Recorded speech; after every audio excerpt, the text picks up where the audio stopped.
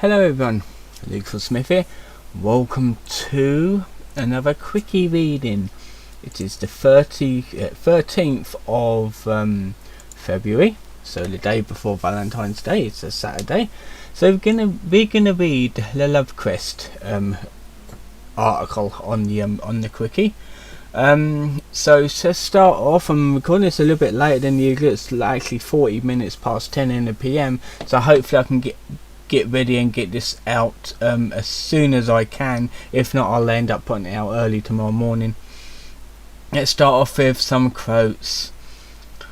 I do not know why I would expect any woman to be attracted to me in public. And that was Chris in a sudden moment of clarity.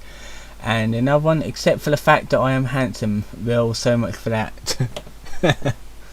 Okay, so the Love Quest or Sweetheart Search was the longest real life saga of Christian West and Chandler. His goal was to obtain a girlfriend.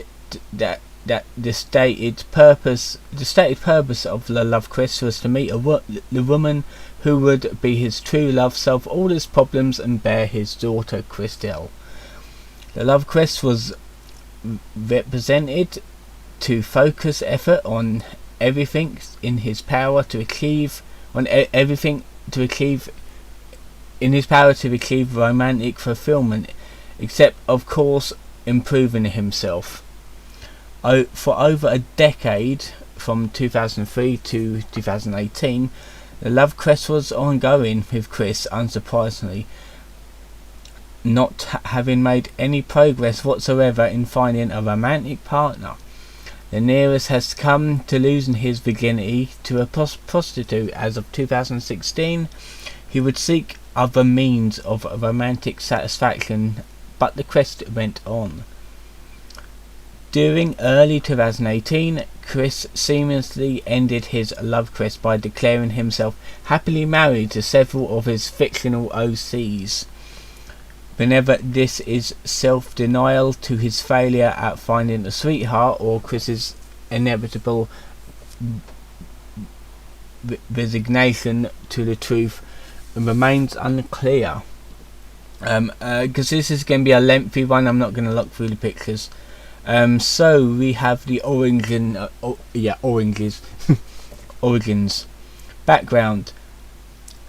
The catalytic for the Love Quest was Christian's encounter with Sarah Hammer, on whom he had a crush on during his move back to Ruckersville and his enrollment at the Piedmont, Virginia Community College. This occurred somewhere between June 2000 and October 2003. Sarah is presumably the first woman of any significance to tell the ever naive Christian, I have a boyfriend. Chris was supposed to learn that his childhood gal pal was romantically involved with Israel. Upon making this discovery, he quickly developed a intense jealousy of Israel, who he didn't even know. This resentment caused him would set his state of mind for the impending quest. Throughout 2003, Chris passively expressed his longing and envy by the way of Chris and Sarah's life shares and best friends forever. It is clear that Chris had at some point decided Sarah was supposed to be his soulmate, though perhaps not until he learned she was unavailable. He had difficulty accepting this would not be a possibility. In 2005, following Sarah's breakup with Israel, Israel, I think that's how it is, and hook up with William Spicer, he dealt with the situation more openly and publicly in Solitude No. 2. This acceptance perhaps stemmed from his turn to a new object of inflation. See the Megan section below. empathy. No, epithy. Epiphany. I don't know, it's a weird word. According to Chris, the genesis of the love quest proper was his 21st birthday, the 24th of February 2003, almost 10 days time. On this date, he was kicked out of his college English class after a dispute with his teacher. In his Wikipedia biography, Chris claimed that his teacher ejected him simply on the account of his autism, which of course bears no resemblance to reality.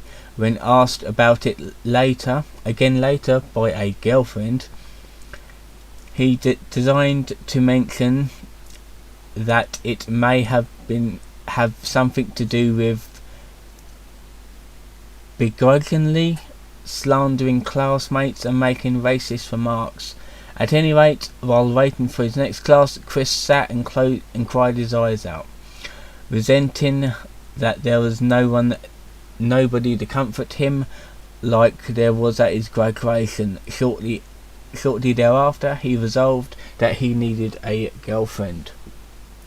Presumably, the connection between these events is that Chris felt hurt and ostracized by his punishment, leading him to recognize his need for someone who would appreciate him unconditionally. However, Chris further states that his love quest officially began in August 2003, suggesting that he waited 6 months to actually execute his plans.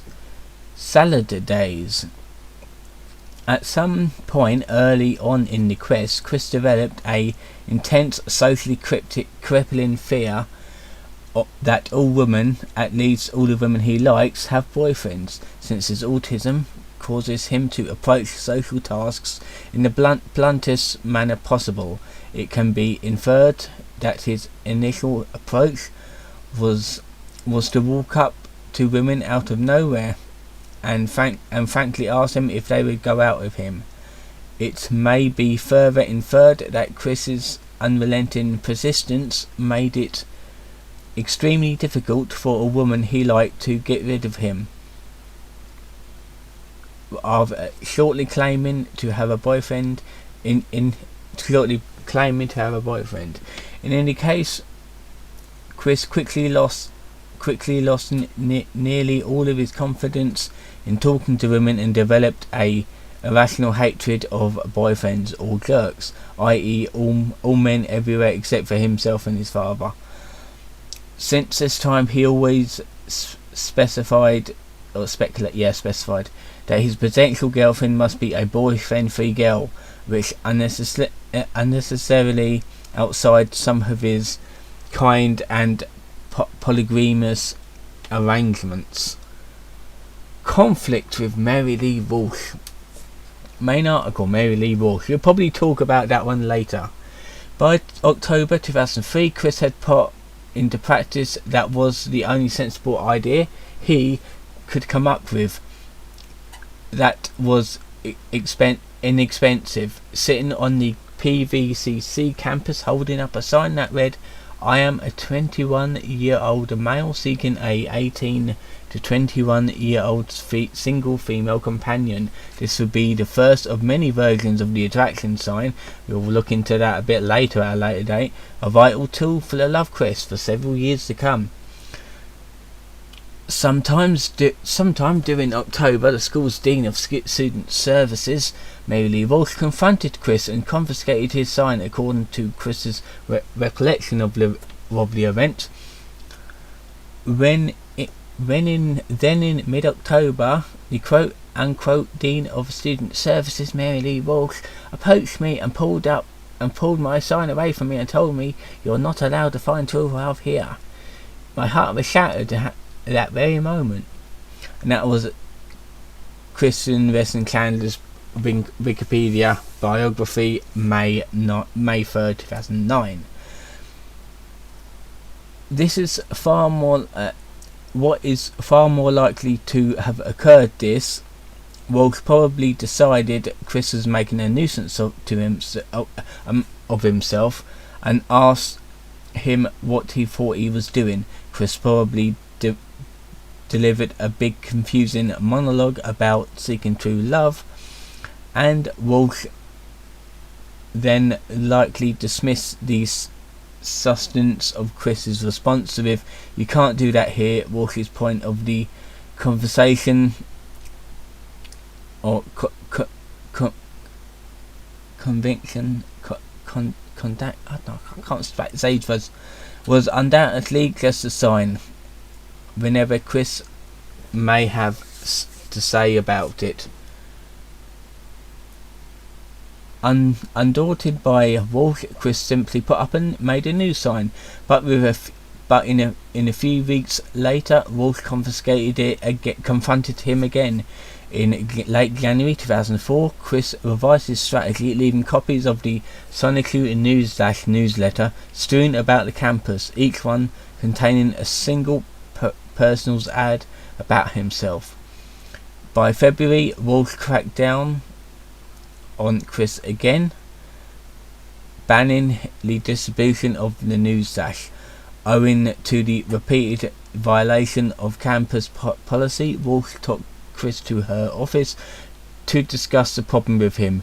In Chris's own words, "When that B-dog ripped out my notes and dragged me to her quarters and took me down very rudely and talked down to me very rudely and hoarsely, I reacted with my own attack when she has been asking for this whole time. I was kicked out of PVCC for a year and had to take anger management courses and see a psychiatrist for a while." That was the Christmas and Calendar's biography, May 2009, same date. The extent of the attack Chris made against Walsh, whenever it was physical or just a cursory hammy-ha, is unknown, although it would have been something pretty serious to get him suspended from PVCC and forced to undergo counselling. The timing of the incident is also unclear, but Chris has cited 16th of September 2004 as the date of the suspension. Conflicts with jerk-ops. By August 2004, Chris had expanded his quest to another attraction locations beside PVCC, such as Charlottesville Fashion Square. It was here that he attempted another tactic, inspired by the Excel saga, laying a red string of fate across the mall floor. This inevitably led to a confrontation with mall security, making Chris's first recorded encounter with the girl cops. It is actually filming this, isn't it? Yeah, that's fine. I just want to make sure it's not doing like face cam.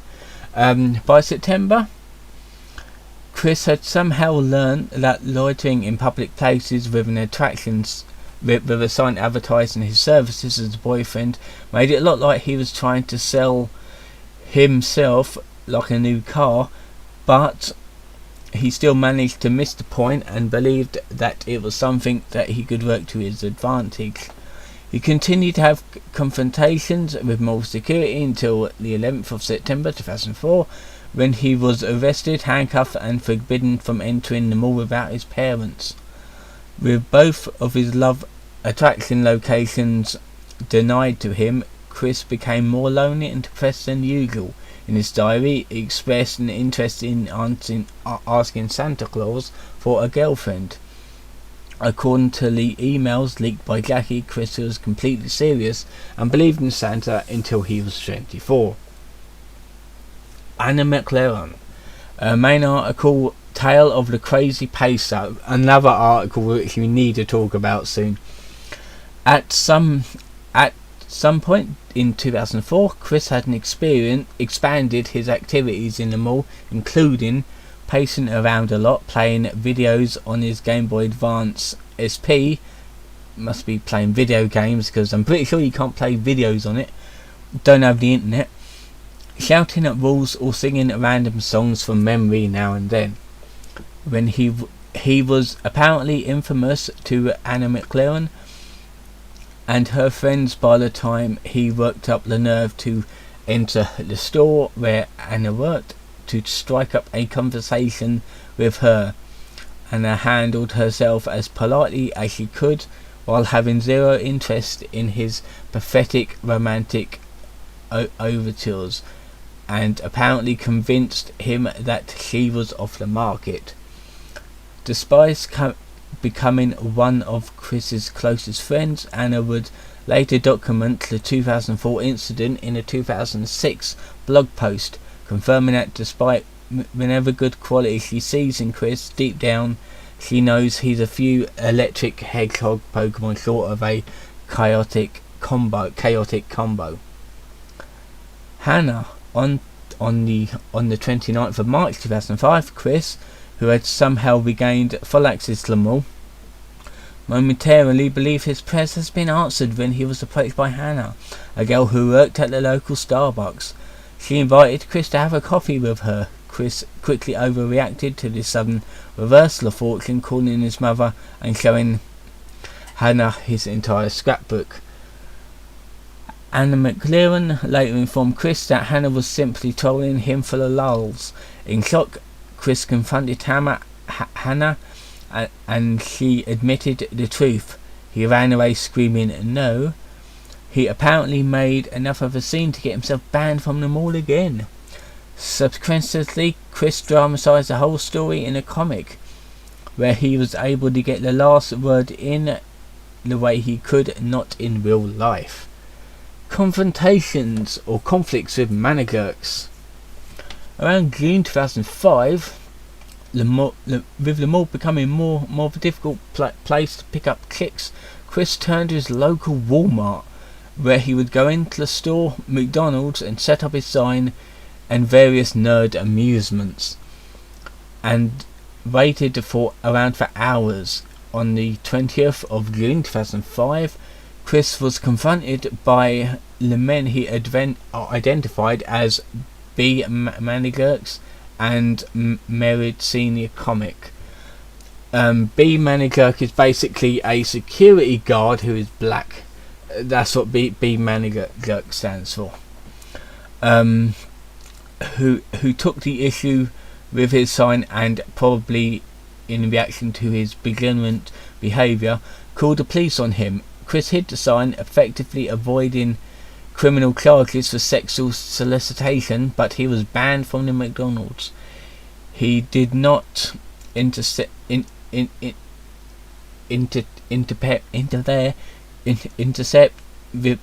this to mean he was banned from the Walmart, however. He was probably banned from that Walmart for a bit, I'm not quite sure though. On the 22nd of June, after the first incident, Chris came into a conflict with the B. Manigurk over his pixel book sculptures, and the conflict drew the attention of the Walmart Manigurk. The Manigurk apparently attempted to discuss this situation with Chris. Got another quote. But I sat there for a minute and then I said to him, I do not speak to any man other than myself, because they have all been taken by all the pretty girls, leaving me with none. A verbal conflict has started, and during the fight I ran off, still given verbal punishments, as well as the finger and many cursy hammy ha's. I nearly backed up into him with my car and gave him another finger, and then I dashed off. Yeah, that is probably like criminal charges for that sort of thing. And that was the 22nd of June 2005 in his diary. In July, unsurprisingly, having been banned from Walmart, banned, I thought he would have been, Chris relocated to the newly opened Charlottesville Target, where he quickly found himself in trouble for loitering. Chris refused to leave at first, but when store employees returned with police officers, including Baggett, I don't know, Chris offered to leave if they would be prepared to listen to a speech According to Chris's account of the incident, 5 officers jumped on him and hogtied him without probation. That's a lie. I highly doubt that would have happened. His account is so blatantly fantastic and biased that it's difficult to draw any conclusions about what really actually happened, or about 5 officers will have subdue him. He must presumably have been originally stubborn in dealing with them.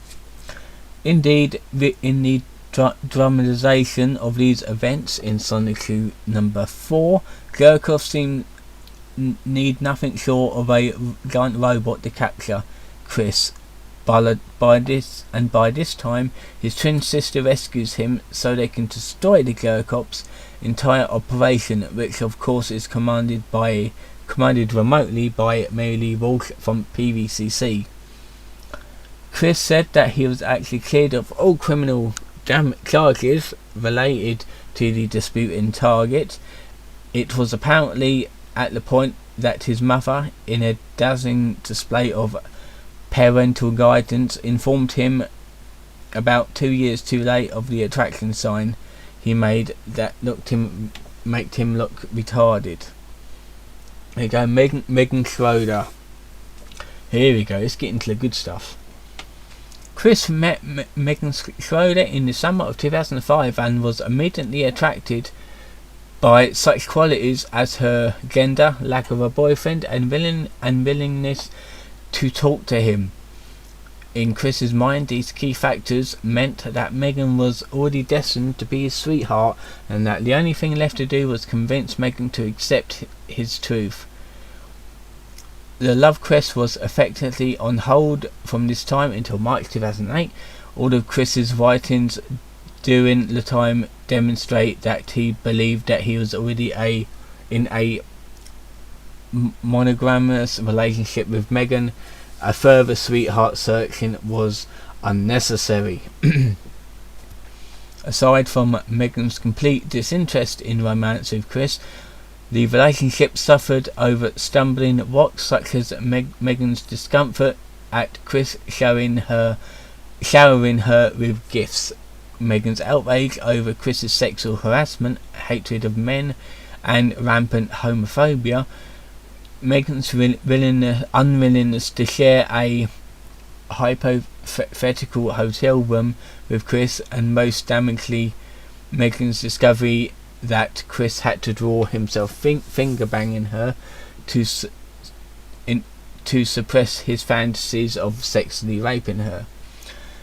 Even though she reacted as any normal human being would in the same situation, he was still shocked when she broke up with him and thought that all he had to do was say "I'm sorry" as much as possible. Chris's obsession with Encyclopedia Dramatica was that led to the end of the friendship, since his attempt to blow Edie's mind by posting Wall 34 images caused her to discover what a deranged individual he truly was, and to break off all contact with him. Chris totally missed the point about the finger banging picture, believing that its continued presence on ED was an issue, and ludicrously that Megan didn't understand what was going on in it. This contributed to his drive to shut the site down for much of 2008, until people on the internet figured out the simplest way to troll him. Internet love quest.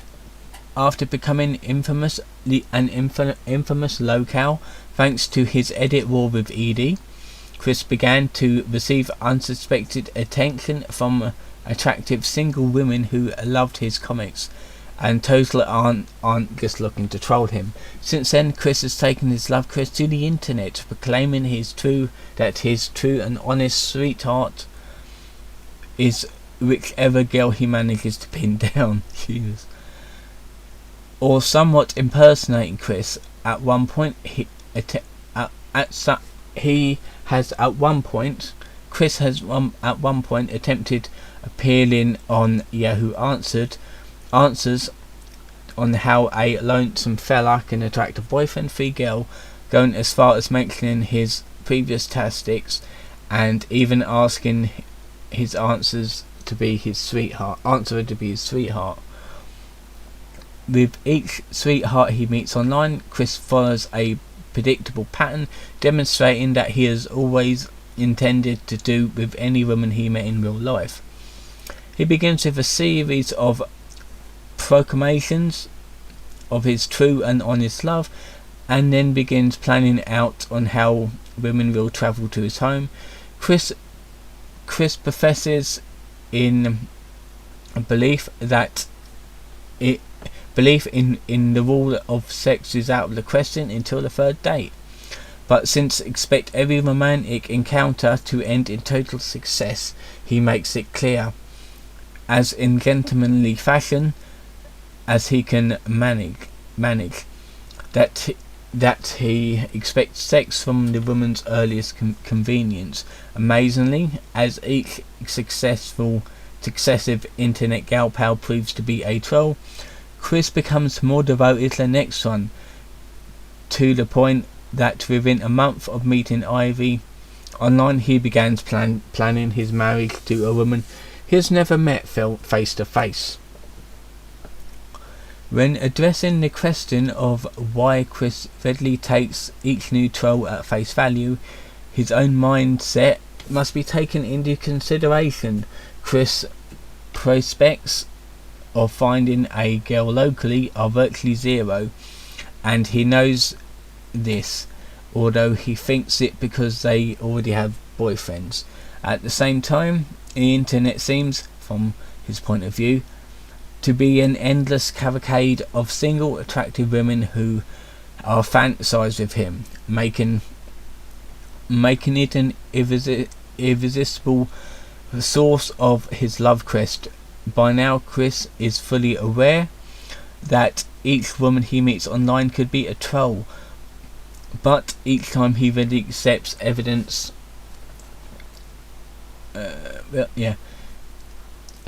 that she is not, and dismisses out of hand any suggestion that she is. He does this because he wants to believe that she's real, and an alternative is to surrender to despair. Returning to real life, and not lying, I feel absolutely tired at the minute.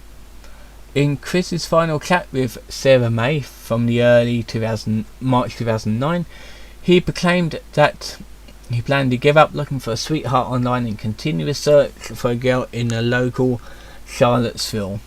Trolls everywhere rejoiced this, as it can only mean one thing: a return to the fabled attraction sign in the days of its exploits against the girl cops and other in real life misadventures. The effort only lasted so long. However, Chris's first attempt in a real date with Emily ended in tragedy for him after the invention of the man in the pickle suit during the brief rolling and trolling era in the early summer of 2009. Chris was allegedly spotted prowling Charlottesville Fashion Square in his Guitar Hero Medica tattoo sleeves. Oh god, I lost my place. There we are. But it wasn't long until he gave up, or was simply banned from Fashion Square after, and retreated back to the internet. In late October 2009, after a long hiatus, the sweetheart cycle began again. With the advent of the incredibly disturbing I Love You Casey, Chris initially found success in his campaign to pry Casey away from her current boyfriend Liquid Chris, even managing to meet her in person on multiple occasions. Later though, the relationship collapsed under the weight of Chris's bizarre and disturbing behaviour. In the months of 2010 saw Chris land himself in romantic misadventures in both reality and online. He managed to pry himself out of his room for a while and in the process meet a real person, the Wallflower. Like Megan, however, she rebuffed all his attempts at a more friendly relationship, and eventually cut off all contact with him. Meanwhile, one of his online personal ads led to a extended conversation with another potential sweetheart. But Chris tripped over his duck long before he got the chance to meet Jackie in real life. Despite this, Chris believed that he had found another way to attract females, this time via the flip note Haitner, which is, despite being addressed in a DSI, still on the internet. Access on the assignment. Between the 17th of June and the 2nd of July 2010, Chris ignored Flipnote's Hannah's family-friendly policies and attempted to use it as a dating site. A lot of Chris's tags towards the female members were flirtatious, to a point where he even made a Flipnote calling out every woman he has tagged or tagged him. Despite the trolls swarming in to attack, non-troll responses were made by girls he tagged, most of them whom were in their tweens or early teens.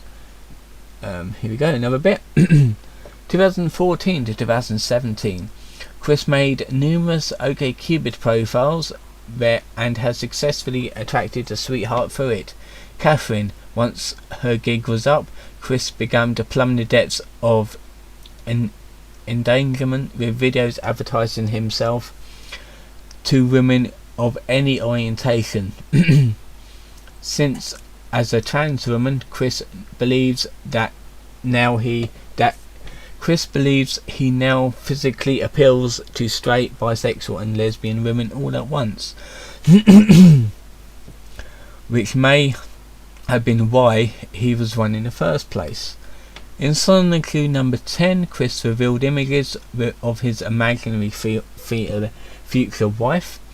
In September 2017, he remarked that he had fulfilled his comics prediction following his entering into a relationship with his newest sweetheart, Jessica Quinn. However, this was not meant to be, as she broke up with him in early October 2017. He posted on Facebook a few weeks later, saying that he did not need a significant other to define himself, hinting that he may have given up his love crest, for only time will tell. In January 2018, promoted by CWCki Sonic Clue prequel fan comic, Chris gave his thoughts on the love crest. I really worked hard on something and should not have pushed too much on. The love crest, I should really have focused more on Sonic Clue, his life and all of that. Instead, I did too much with myself. I was more selfish back then. I really regret that I was. It done a lot of damage to everyone around me. And I'm guessing that was him. The idea, guys, on the end of Chris's Love Crest, see main article, the idea, guys, which I read last week, I believe. During the idea, guys, saga, Chris believed in multiple dimensions and was exploited in the sense of reality hijacked, to make any changes of many Chris's characters, concepts and perspectives of the real world, with him considering them to be valid ideas involving the love crest included. Chris being brainwashed into thinking himself as bisexual. Chris believing that he is in a polyamorous marriage with his imaginary friends. Beginning in March 2018, Chris's already weak grasp on reality having been eroded further under the idea guy's influence. he believed himself to be in a polyamorous marriage with Mewtwo and three of his own fictional characters. By April 2018, the idea guys has manipulated Chris into believing that he was bisexual. In April, Chris recorded "Dick Clicker, That Is I," a video of him giving his imaginary husband Maggie Chan a blowjob. 2 weeks later, Chris flirted with Brian Frogboy over the internet. He also began to kiss men on the cheek in public. Fan copses in May, and several attendees at the Too Many Games convention in June, leading him to be kicked out. I've already talked about that, I believe. I think so, I did. Chris's belief in a polyamorous marriage was so strong, he told Riggs, a female fan cosplaying as him, he wasn't interested in dating her. In July 2018, he also rebuffed a professional potential sweetheart, Miss Cherry, showing no further interest in finding real world China for himself. The love quest has come, if not to an underwhelming yet but bizarre conclusion, at least to a long interlude not quite like anything before it in Christory. It seems that in a sense the real life love quest where was the friends that Chris made along the way, quite literally. And then we got promotional images throughout the love quest. Chris produced some sexy pictures to attract the ladies. Any success may have not been evident. There's basically some pictures here. I'll just bring some of them up. And we got some fan videos here. And that's it. That is it. So let's have a look at some pictures. We got some right here. There we go. It's basically a normal profile picture of him. That's another one of him. And his messy room. His Pokemon cards look alright, but it's always like Reeb shit all over the place. Look at that old CRT monitor. Damn. Interesting. And him looking gross on his stained bed. Yeah, I wonder what he keeps in them drawers. Some will never know. Nice mahogany though. Or oak. Okay, so that was a Love Quest quickie reading. I hope you enjoyed this video. I'm going to get this up as soon as possible. And I'll see you in another video.